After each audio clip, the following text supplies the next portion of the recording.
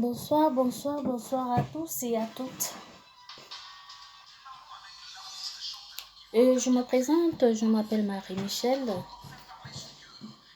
Je viens refaire une petite vidéo aujourd'hui pour passer un petit court message. Uniquement pour les enfants, le terme des enfants abandonnés. Des enfants abandonnés. Les enfants rejetés, les enfants humiliés. Mes enfants, ceux-là, on va sur cette petite mélodie. Malgré que mon YouTube il dérange, je sais pas pourquoi il dérange, pourquoi il veut pas bien fonctionner. Je sais pas, mais bon.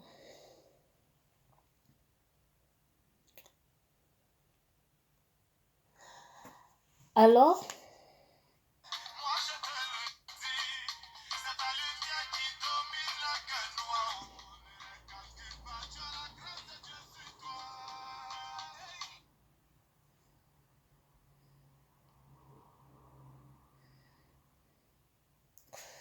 c'est compliqué, hein?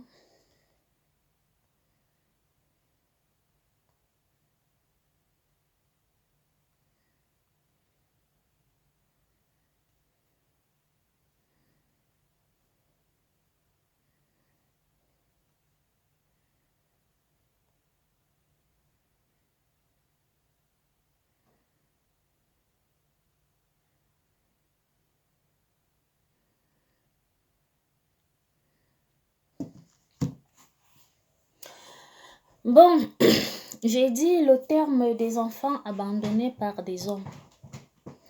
Les enfants humiliés, même les enfants, ils sont humiliés, hein? Les enfants humiliés, les enfants rejetés, les enfants qu'on ne veut pas franchement intégrer dans la société, d'accord? Alors, je dirais que au papa, que certes, vous faites un enfant avec une femme, ne veut pas dire automatiquement que vous allez épouser cette femme. Non, non, non. Vous n'allez pas épouser automatiquement cette femme. Vous n'allez pas l'épouser.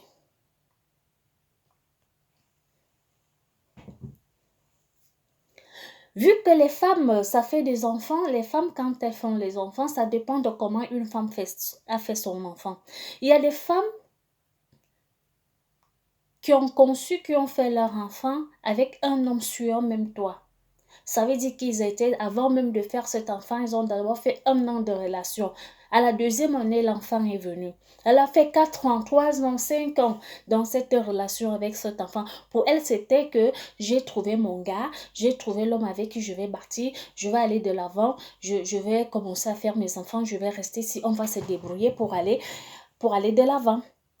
Et certaines femmes aussi, ça veut dire un homme, il a fait, dans le cafouillage comme ça, une femme qui vit dans sa famille, bon, on peut dire les histoires d'un soir, d'une nuit comme ça, ou alors peut-être comme ça là. Et puis la femme tombe enceinte parce que ça peut arriver, les histoires comme ça veut dire que même la femme même ne tient pas. Cet homme, c'était aussi une histoire qu'elle a fait comme ça, et puis elle est tombée enceinte. Ça aussi, c'est un autre cas. Alors, quand vous avez fait vos enfants, et tu as fait l'enfant avec une femme avec qui tu as vécu franchement des années dans la même maison. Vous vous êtes dit, vous avez fait une famille et qu'aujourd'hui, ta famille s'impose dans cette relation avec cette femme que tu vis ou que tu vivais avec elle. Ta famille s'oppose pour dire, ah non, cette femme n'est pas la meilleure, cette femme n'est pas bonne, on a trouvé tous les défauts sur cette femme. Et ils ont commencé à te dire, c'est toi notre fils. Oh, franchement, si c'est pas moi qui t'ai accouché, c'est moi qui t'ai porté 9 mois dans ce monde, dans ce ventre, c'est moi qui ai fait, c'est moi qui ai fait. Alors cette femme, je ne veux pas d'elle. Oui, et tu as été un enfant qui obéit à ses parents. Oui. Dieu a dit, enfants, obéissez à vos parents. Mais pas l'obéissance de faire toi-même tes propres enfants et de les abandonner. Tu as écouté ta famille, tu as laissé partir la femme. Oui, la femme est partie avec l'enfant. Mais quand tu pars, cette femme part avec l'enfant. Pourquoi pas s'occuper de cet enfant? Il y a les hommes, quand ils laissent partir la femme avec une charge d'enfant, sincèrement, cet homme, il est même né dans une grande famille, là où il y a 6, 7, 8 sœurs, là où il y a des frères. Ça veut dire ils sont dans une famille de 13 enfants au total. Et quand cette femme s'en va, cette femme n'a aucun soutien ni de son beau-frère, ni de sa belle-sœur, ni du père de son enfant, le propre père de l'enfant. Personne ne cherche cette femme, personne ne demande des nouvelles de cet enfant, personne ne cherche à savoir de quoi que ce soit. Tout au contraire, ce qui sort de leur bouche, c'est qu'elle va franchement voir, elle va souffrir. L'enfant là même sera quoi? L'enfant là sera zéro. Si elle-même elle est zéro, même l'enfant là sera zéro. Merde! Vous êtes quoi les dieux pour dire qu'un enfant sera zéro? Ah non, moi je vais vous dire, hein, l'enfant, c'est Dieu qui donne les enfants. Et c'est Dieu qui nous envoie tous sur terre. C'est Dieu qui trace l'avenir de tout un chacun. C'est pas vous qui décidez de ce que l'enfant serait et de ce que l'enfant, comment l'enfant va ressembler à sa mère, parce que sa mère n'est rien et l'enfant sera automatiquement rien. Je suis désolée de vous dire. Moi, j'ai grandi. J'ai été un enfant, déjà que j'ai grandi avec certaines personnes, j'ai été maltraitée, j'ai été franchement, je dis franchement maltraitée, j'ai été franchement maltraitée, au point qu'un enfant n'oublie jamais le mal qu'on l'inflige, jamais. Je voudrais attirer votre attention qu'un enfant n'oublie jamais rien. Tout ce qu'on m'a fait quand j'étais toute petite, jusqu'à aujourd'hui, je revois ça comme si c'était hier, comme si c'était aujourd'hui. Un enfant n'oublie jamais rien. Alors les parents, les hommes, quand vous faites des enfants, occupez-vous de vos enfants. Assurez-vous que cet enfant va à l'école, cet enfant est malade, vous soignez, et ainsi de suite, etc. Pourquoi? Parce que cet enfant est ton avenir de demain. Quand on fait des enfants, ce n'est pas... Il y a un moment où nous occupons de nos enfants. Il y a aussi un moment où les enfants viennent aussi s'occuper de leurs parents. Nous, on s'occupe d'abord des enfants et à un moment, c'est les enfants qui s'en occupent de nous, vice-versa. Alors, si toi, un parent qui a eu ton enfant, tu n'as rien fait pour ton enfant, tu n'as jamais levé le petit doigt pour ton enfant, qu'est-ce que ton enfant va devenir demain? Et comment tu voudrais que ton enfant s'occupe de toi demain quand tu seras fatigué? Parce que nous voyons seulement le présent. Comme je suis là, vous voyez comment je suis bien, je flue, vous voyez comment je suis bien, j'ai la carrure, j'ai le poids, je suis belle, je brille. Mais demain, aujourd'hui c'est aujourd'hui, mais demain matin, quelque chose peut chambouler, quelque chose peut tout arrêter dans ma vie, au point que j'aurai besoin de mon enfant.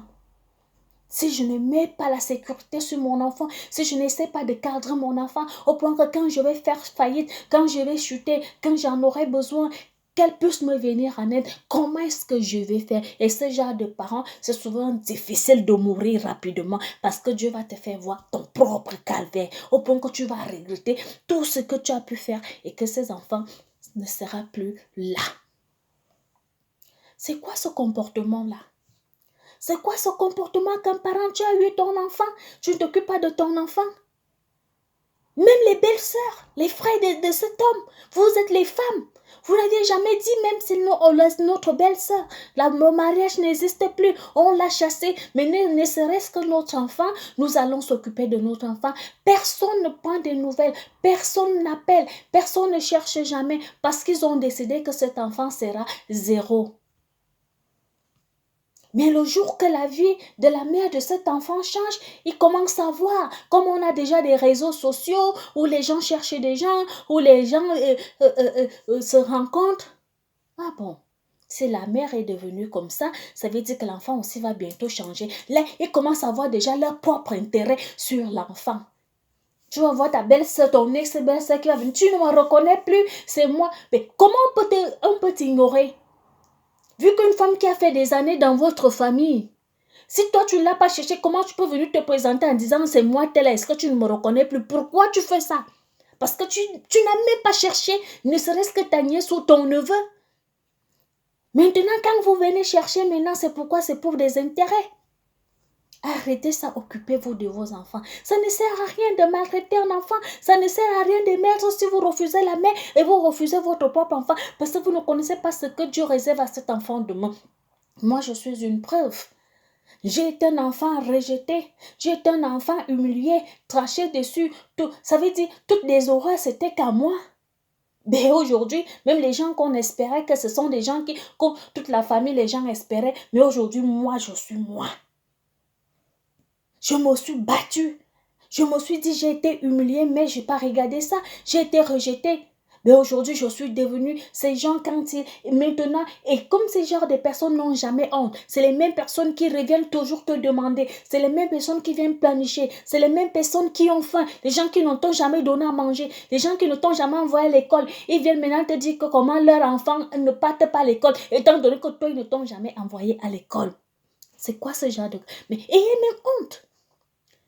Vous aviez décidé de rester sur vos chevaux, restez sur vos chevaux. Si vous voyez la vie d'une autre personne a changé, c'est pas parce que sa vie a changé qu'automatiquement vous devez suivre cette personne, que vous devez venir vous présenter, vous devez venir demander les choses, étant donné que quand elle en avait besoin de vous, vous n'aviez jamais été là.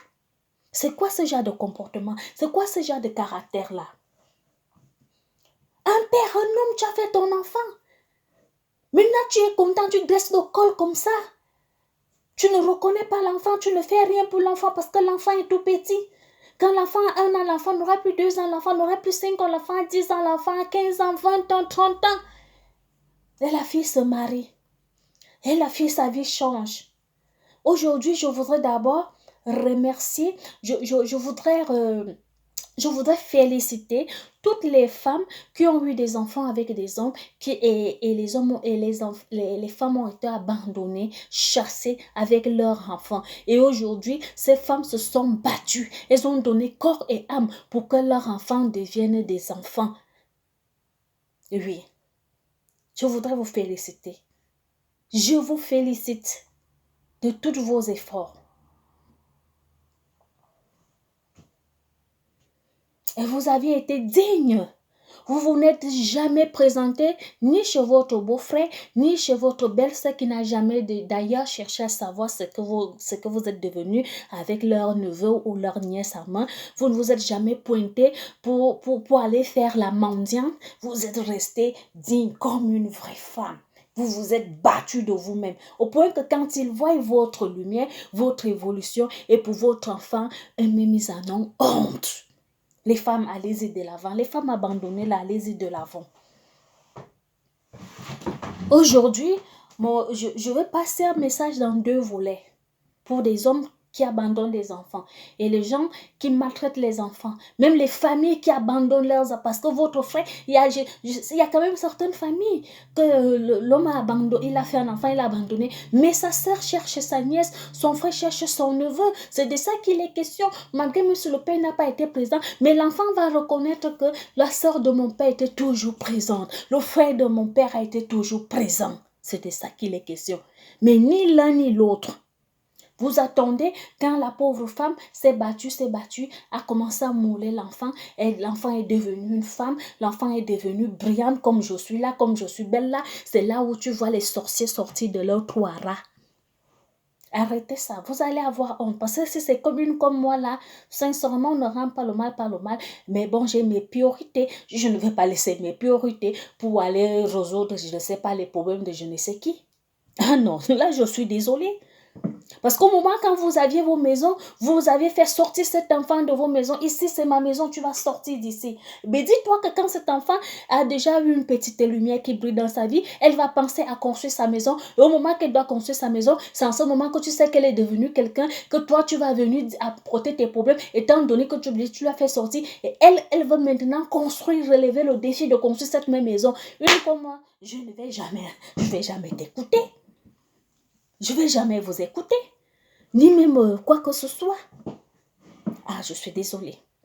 Alors, les chers parents, quand vous avez fait vos enfants, les hommes, ne prenez pas soin des femmes, je n'ai pas dit des femmes. Parce que la femme, vous n'êtes pas obligé de prendre soin de ces femmes-là. Mais vous êtes obligé de prendre soin de vos enfants. Parce que vos enfants, ce sont vos enfants. Vos enfants, c'est l'avenir de votre propre avenir de demain. Cet enfant, c'est cet enfant qui va te puiser de l'eau. C'est cet enfant qui va te donner à manger. C'est cet enfant qui va te soigner, qui va te faire, qui va te représenter. Et les femmes là, Il y a certaines catégories de femmes que franchement, moi, je ne comprends pas. Il y a certaines catégories de femmes, des jeunes filles tu commences à être zéro dès ta jeunesse de jeune fille. Tu as déjà 25, 26, 27, 28 ans. Tu viens demander à une femme, une autre femme, achète-moi le téléphone. C'est quoi ce bordel-là? Non, soyons réglo. Il y a certaines femmes qui ne veulent jamais se battre, qui ne veulent jamais avancer, qui ne veulent jamais affronter les difficultés de la vie, sortir de chez eux, sortir de leur carapace, sortir de là où ils sont pour chercher la vie, pour aller de l'avant. Mais ils veulent seulement s'accrocher quand l'autre est venu. Dès qu'on te voit avec une chaîne, c'est la chaîne-ci que je veux. Quand c'est accroché là, donc quand c'est accroché là, c'est mal accroché. Ça doit seulement être bien accroché sur ton cou. Tu n'as pas honte de demander à ton égal une chaîne? Elle l'a fait quoi que toi, tu ne puisses pas faire aussi pour en acheter une chaîne. Il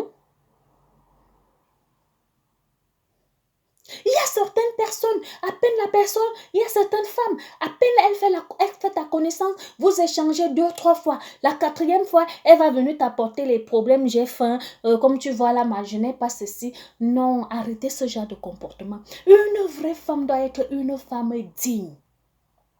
Une femme réfléchie. Une femme qui va de l'avant. Une femme qui sait se débrouiller parce que dans la vie, il n'y a pas que l'école qui fait réussir. Certains ont fait des études, ont été à l'école, qui prospèrent par rapport à l'école. Il y a certains qui prospèrent avec les mains et les pieds. Tant que nous avions 2 pieds, nous avions 2 mains, 2 yeux, une bouche, un nez, nous respirons, nous sommes en santé, nous pouvons aller de l'avant, nous pouvons faire des choses que même des gens qui ont été à l'école. Il y a même certains même qui ont été à l'école, mais qui ne parviennent pas. Mais certaines femmes, celle-là, elle est assise. Elle veut qu'on lui donne tout. On a commencé à s'occuper d'elle. Elle a eu des enfants, on commence aussi à s'occuper de ses enfants. Mais on va où là? Où est-ce qu'on va? Tu vois une jeune fille de 30 ans, elle vient te poser les problèmes. Mais attends. Attendez un peu. Attendez un peu. Si aujourd'hui on va t'aider, demain c'est pas... C'est là qui fait en sorte que vous ne foutez absolument rien de vos vies. Vous ne foutez absolument rien de vos vies. Alors les chères femmes là, les jeunes filles, quand une jeune fille a déjà dépassé l'âge de... Déjà on dit que une femme à partir de 18 ans doit déjà être cadrée chez un homme. 20 ans, 21 ans, 25, tu as déjà 30 ans, tu n'es plus un enfant. Tu dois déjà chercher ta vie, tu dois déjà être calée, bien assise. On ne dit pas que personne n'a pas de difficultés pour demander de l'aide.